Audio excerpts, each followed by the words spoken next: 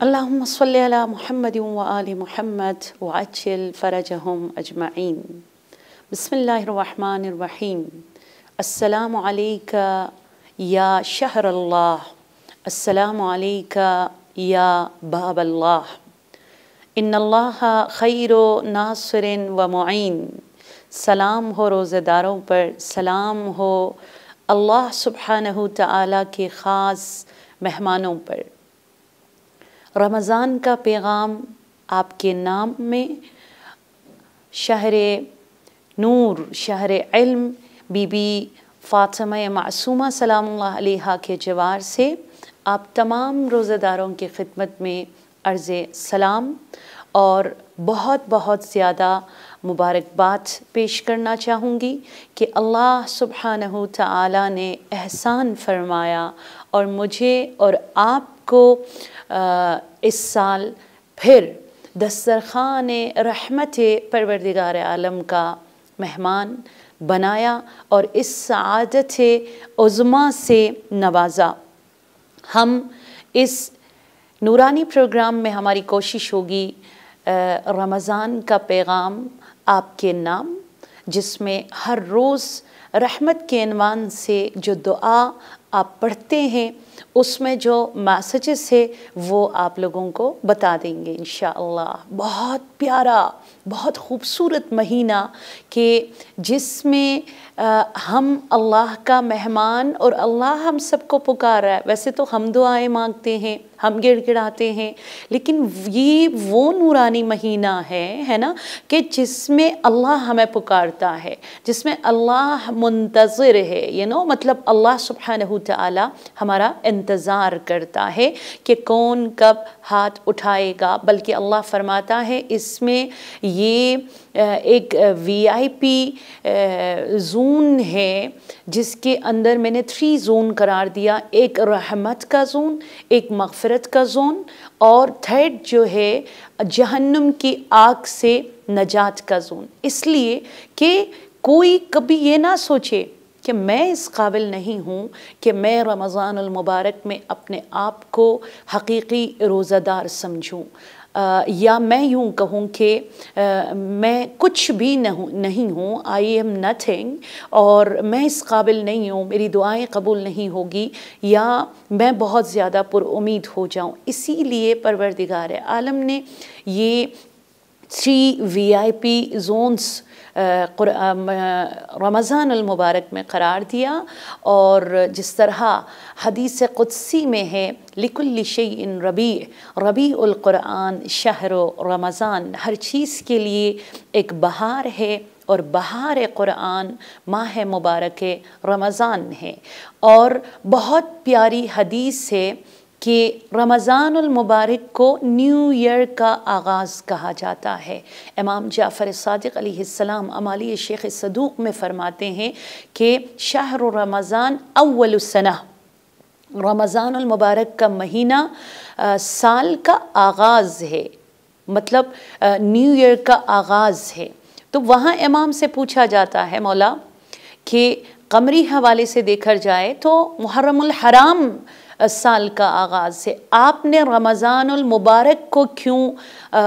سال کا آغاز قرار دیا؟ تو یہاں پر امام جعفر صادق علیہ السلام نے بہت خوبصورتی کے ساتھ بیان فرمایا کہ رمضان المبارک قمری حوالے سے ماہ محرم الحرام آغاز ہے، ٹھیک ہے؟ اسی طرح رمضان المبارک عبادت کے سال کا آغاز ہے، بہار عبادت کا آغاز ہے۔ رمضان المبارک گناہوں سے دھلنے کے سال کا آغاز ہے۔ رمضان المبارک قرب الہی کو حاصل کرنے کا آغاز ہے۔ رمضان المبارک اللہ کی رحمت کی دسترخوان بچھنے کا آغاز ہے۔ رمضان المبارک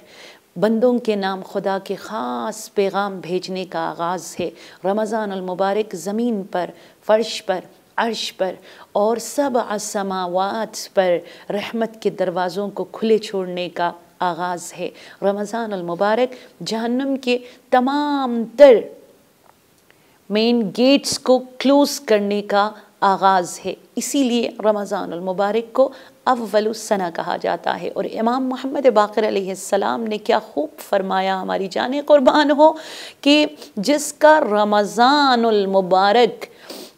بابرکت ہو جائے، جو رمضان المبارک کو اس کی حق کی ادائیگی کے ساتھ گزارنے میں کامیاب ہو جائے، جو کنٹینیولی روزہ رکھے، جو کنٹینیولی اپنی نمازوں کو پڑھے، جو کنٹینیولی رمضان المبارک کے اعمال کو، دعاؤں کو، صلوات کو، دعائے سحری کو، دعائے افتتاح کو پڑھنے میں کامیاب ہو جائے، یہ خدا نے گارنٹی دیا ہے اس کا پورا سال سکسسفل گزرے گا۔ آپ کو بہت زیادہ مبارک ہو کہ خدا نے بہار عبادت سے آپ کو نوازا، آپ کو بہت زیادہ مبارک ہو کہ اللہ سبحانہ تعالیٰ نے کووڈ سے بچا کر ایک مرتبہ پھر دسترخوان رمضان المبارک کا آپ کو مہمان بنایا۔ امام جعفر صادق علیہ السلام شیخ صدوق جو ہے من لا یحذر الفقیہ میں یہ روایت جو ہے نقل فرماتے ہیں اور کہتے ہیں کہ ایک روز رمضان المبارک کے ڈے فرسٹ، مطلب پہلے دن جو آج کا دن ہے، اس میں امام نے اپنے اصحاب کو، اپنے شاگردوں کو ایک میٹنگ میں بلایا کیونکہ ان سب کو تبلیغ کے لیے بھیجنا تھا۔ تب امام نے یہ حدیث بیان فرمایا کہ رمضان المبارک کا جو روزہ ہے نا، جو 30 ڈیز ہم روزہ رکھتے ہیں، ہماری بچیاں 9 ایئرز کمپلیٹ کرنے کے بعد اور ہمارے بچے جو ہے 15 ایئرز میں جو روزہ رکھتے ہیں، امام نے فرمایا یہ 1,24,000 انبیاء کے ریاضتوں میں سے ایک ریاضت تھا، مطلب قرب الہی کو حاصل کرنے کے لیے اور اسی طرح انسیت الہی کو اپنے اندر پروان چڑھانے کے لیے اور معرفت رب کے نور سے اپنے وجود کو منور کراتے ہوئے انبیاء کا جو ایک مشن تھا، ٹھیک ہے، اس مشن میں سکسسفل ہونے کے لیے یہ ایک ریاضت تھا جو رمضان المبارک کا روزہ ہم لوگ رکھتے ہیں۔ وَإِنَّ شَهْرُ رمضان، امام نے فرمایا لَمْ يَفْرُضِ اللَّهُ صِيَامَهُ عَلَىٰ أَحَدٍ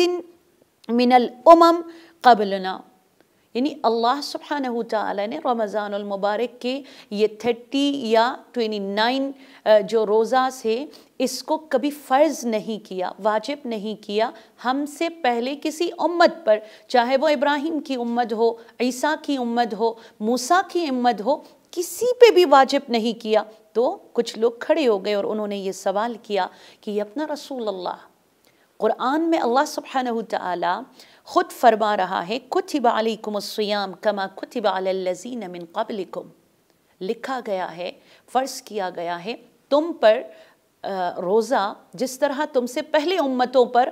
واجب کیا گیا تھا۔ تو وہ کیا ہے؟ تو یہاں پر امام جعفر صادق علیہ السلام نے بہت خوبصورتی کے ساتھ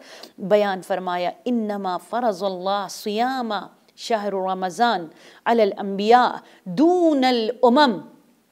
ففضل اللہ به هذه الامة وجعل صیامه فرضا على رسول اللہ وعلى امته۔ یہ دیکھیے بہت خوبصورت، انسان کو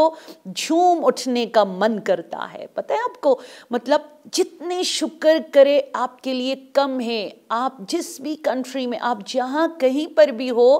آج فرسٹ رمضان آپ کو نصیب ہوا، اس نعمت پر آپ جتنے شکر کریں آپ کے لیے کم ہے کہ اللہ کو آپ سے اتنی محبت ہے، خدا آپ کو کس طرح پکار رہا ہے، خدا آپ کا کس طرح منتظر ہے، ویٹ کر رہے ہیں اللہ سبحانہ تعالیٰ کہ امام نے فرمایا کہ بے شک فرض اللہ صیام شہر رمضان علی الانبیاء، only just for انبیاء واجب تھا، لیکن ان کی امتی پر کبھی بھی رمضان کا روزہ واجب نہیں تھا، مگر امام نے فرمایا ففضل اللہ بہ ہذہ الامہ، اللہ نے کہا میرا جو فضل و کرم ہے نا یہ 3 ہے، ایک فضل عام ہے، ایک فضل خاص ہے، ایک فضل خاص الخاص ہے جو ایک VIP پروٹوکول کے ساتھ VIP لوگوں پر میں برساتا ہوں، بنا مانگے عطا کرتا ہوں، اور خدا کہتا ہے ہذہ الامہ، امت محمد رحمت للعالمین صلی اللہ علیہ وآلہ وسلم پر، علی کے چاہنے والوں پر، اہل بیت کی ولایت کے زیور کو پہن کر اپنے آپ کو منور اور معطر اور مزین کرنے والوں پر، اس امت پر میں نے فضل خاص قرار دیا ہے، اور وہ عبادت جو اب تلک صرف میری انبیاء پر واجب تھی، ان کی امت پہ میں نے کبھی فرض نہیں کیا، وہ میں نے امت محمد مصطفیٰ صلی اللہ علیہ وآلہ وسلم پر فرض کیا۔ وَجَعَلَ صِيَامَهُ فَرَضًا، اور قرار دیا اللہ سبحانہ تعالیٰ نے اپنے روزے کو فرض، علی رسول اللہ، رسول پر، وعلی امتہ، اور رسول کے امت پر ایک خاص فضل الہی کو شامل کرنے کے لیے۔ سو آج ڈے فرسٹ کی دعا ہم سب مل کر پڑھتے ہیں، اور اس میں دیکھتے ہیں کہ اللہ اور معصومین مجھے اور آپ کو کیا میسج دے رہا ہے۔ آج روز اول کی دعا چلیے سب مل کر پڑھتے ہیں۔ بسم اللہ الرحمن الرحیم، اللہم اجعل صیامی فیہ صیام الصائمین۔ خدایا میرا روزہ، میرے بچوں کا روزہ، میرے پیاروں کا روزہ، میرے پوری فیملی ممبرز کا روزہ، میرے دوستوں کا روزہ، اے مالک تو ایسا روزہ قرار دے